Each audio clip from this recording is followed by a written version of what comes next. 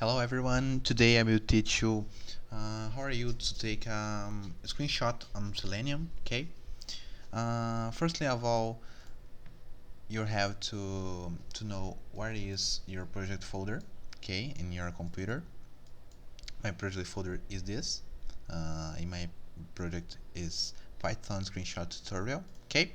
Second step, from Selenium, your import WebDriver. Okay, obviously driver equals WebDriver dot your favorite navigator, in my case Chrome, executable path, and where your Chrome driver is installed.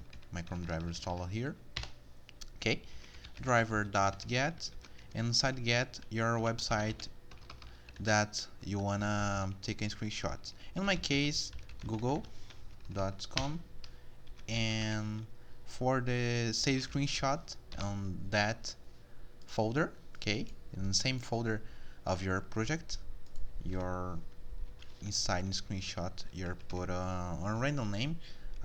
Will name it test dot 28.4.png.